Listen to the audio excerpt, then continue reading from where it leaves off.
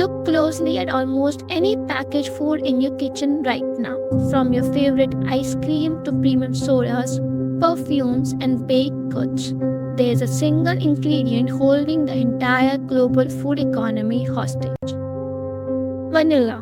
It is the world's most popular flavor, but it is also a lie. Real vanilla is the second most expensive spice on earth, trailing only saffron. It is so valuable that armed cartels stage deadly midnight raid in Madagascar just to steal the pods from the vines. But humanity has a problem. The world consumes tens of thousands of tons of vanilla flavor every single year. But global agriculture can only produce a tiny fraction of that. So, how does every grocery store on earth keep its shelves stocked with cheap vanilla? By faking it. Welcome to the multi-billion-dollar world of vanillin, the artificial molecule that saved the food industry, sparked a decades-long corporate espionage war, and led scientists to extract the world's favorite flavor from things you wouldn't feed to your worst enemy. To understand why companies went to war over a fake molecule, you have to understand the nightmare of real vanilla. The vanilla orchid is incredibly fragile. It only grows in a narrow band around the equator, with 80% of the world's supply locked away on the island of the Madagascar. But here's a catch: the flower only blooms from a single morning each year. If a farmer doesn't hand pollinate that specific flower with a toothpick before the sun sets, it dies. No vanilla. If they succeed, it takes 9 months for a green pod to grow. Then it has to be cured, dried, and aged for months. The entire process takes over a year of brutal manual labor. Because of this tragedy, the global vanilla market is pure chaos. A single cyclone hitting Madagascar can wipe out the world harvest overnight, causing prices to skyrocket to over $600 a kilogram, making it literally worth more than its weight in silver. For massive corporations like Manila, Unilever, and Nestle, the unpredictability was a corporate death sentence.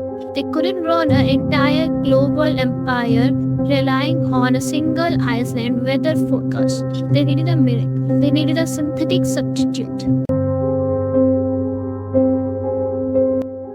In 1874, two German scientists looked at a chemical structure of real vanilla and isolated the specific compound responsible for its smell and taste: vanillin.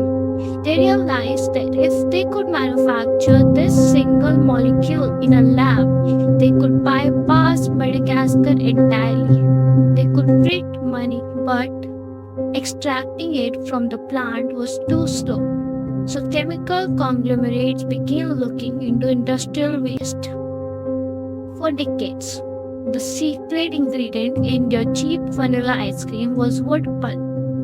Paper mills produce a massive byproduct called lignin. Scientists realized that they could chemically treat this toxic, foul-smelling paper sludge and extract pure, sweet-smelling vanillin from it. By the mid-20th century, a massive chunk of the world's artificial vanilla came straight from the waste streams of the paper industry. But as mills modernized, their supply dried up. The corporate food giants handpicked again. They had to find an even cheaper, more abundant source. And that's when things got truly bizarre. Today, over 85% of global supply of synthetic vanillin does not come from orchids, and it doesn't come from trees. It is synthesized from guaiacol, a chemical derived directly from crude oil and petrochemicals. Yes, the vanilla is your favorite treat. It's practically a distant cousin of rocket fuel and plastic. And if you think oil is strange, in 2006, a Japanese researcher named Mayu Yamato won the infamous IG Nobel Prize for developing a flawless method to extract pure vanillin from cow manure. The chemical structure was so perfect, testers couldn't tell the difference. While major food brands publicly swore they will never use the cow method, it proved a terrifying point. The race from the fake flavor had officially gone off the rails.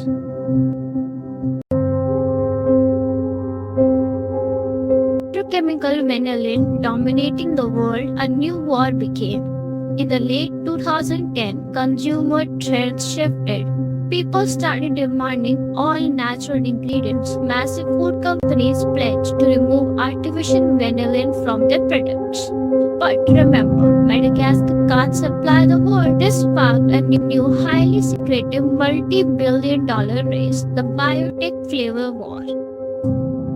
Silicon Valley startups and massive European flavor houses realized they couldn't use petrochemicals anymore, and they wanted to print the word natural on the box. So instead, they engineered genetically modified yeast. They altered the DNA of yeast cell, feeding them sugar and forcing the organism to literally squeeze out vanillin because a living organism made it. Legally, companies could label this lab-grown compound as a natural flavor. Millions of dollars poured into corporate espionage. Startups guarded their mutant yeast strains like nuclear launch code.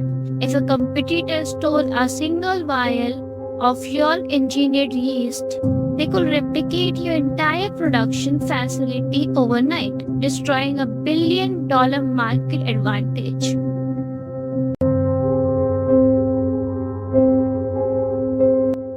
Today, less than 1% of the global flavor market actually comes from a real vanilla orchid. The remaining 99% is the battlefield of petrochemical, genetic engineering, and the corporate secrets. Next time you taste something vanilla, realize you aren't just tasting a flower, you are tasting the end result of a century-old industrial war fought to keep the modern world's favorite lie alive. The corporate food conglomerates aren't the only one using massive high-stakes cooperating under our noses. During the height of the Cold War, the CIA ran a secret project so insane it makes a flavor war look like a child's play. They built an entire 800 million fake ocean mining ship just to steal a sunken Soviet nuclear submarine. Click here to watch how the ultimate deep sea heist unfolded. See you there!